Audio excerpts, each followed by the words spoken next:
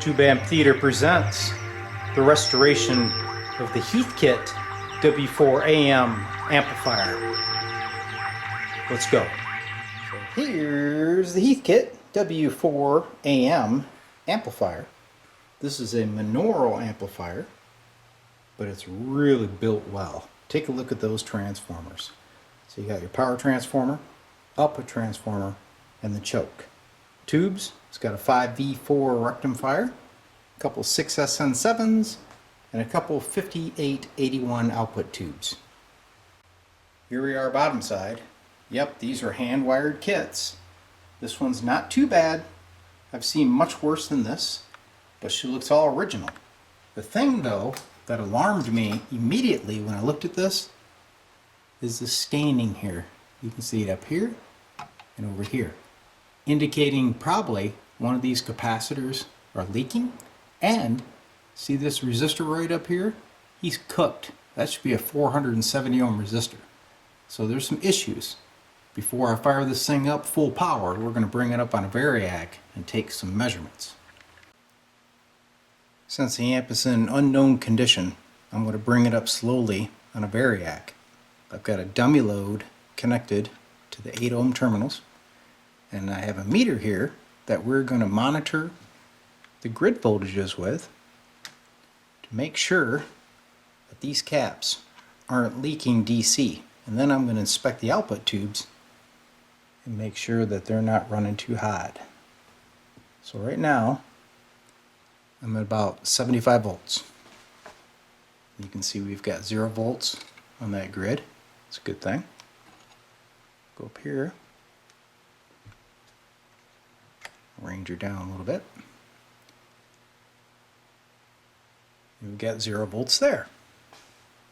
So far so good. Bring it up a little higher. See a little bit of voltage fluctuation when I did that. So there is about 90 volts. Same thing, 0. Get out here and check the other one. Slightly negative. You got to be very careful. There's high voltage present in here. Probably right around 400 volts DC. It'd give you a big owie if you contacted it. Alright, so I'm at 100 volts now. Kill the light. Take a look at the output tubes. They're looking fine.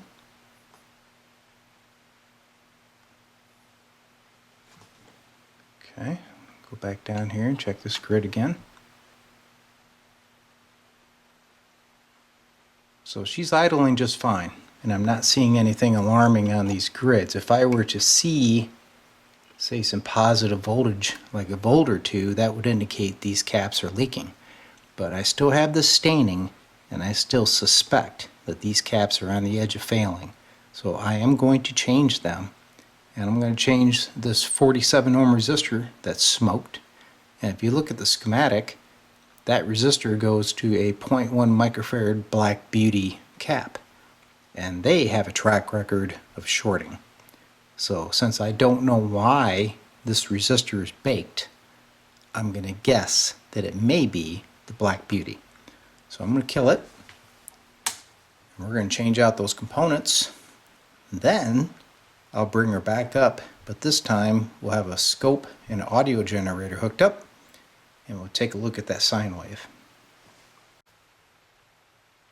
Here's a close-up. You can see the Black Beauty hiding down here. There's our overheated 47 ohm resistor. There's that staining I was telling you about, which looks like the insides of this cap has dribbled out. There's some back here too. I don't have any other explanation of what that could be. But these are old caps, right? So it's always a good thing to change them out. And what I have to change them with are some of these nice Sprague orange drops. All the new components are installed. Got our Spragues down there too. 47 ohm resistor. I've inspected it, looks good. It's time to bring it up with roar on scope. So here we go. The amp's powered up. Going into a D-Lab audio test set, 8 ohm load. Scope or amps is monitoring. Audio generator back there simulating the signal. So far so good. Let's see what we got.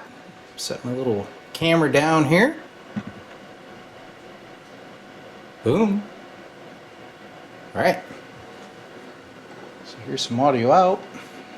There's a scope doing its thing. Looking good. Let me pan up here to the D-Lab test set so you can see the wattage at the same time.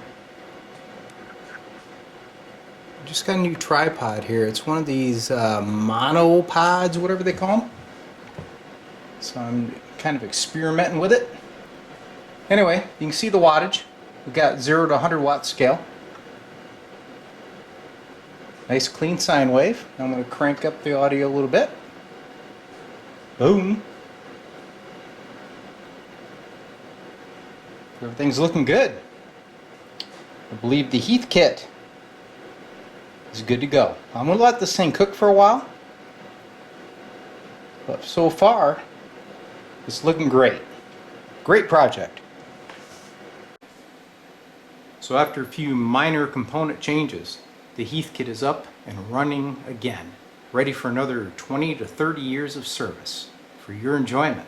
Now you may say, wait a minute, D-Lab, you never verified those caps are bad. Well, you know what? I don't have to. They're old. They're crusty. I don't want them in my vintage amplifier, and you shouldn't either. So if you're working on a Heathkit, Dynaco, whatever it is, and you see these old style caps, change them out. It's going to save you heartache in the future, because when they do fail, they'll wipe out your output tubes and cost you a lot of grief. All right? That's why I do it. So I hope you enjoyed it, and may the Heathkit live long and amplify.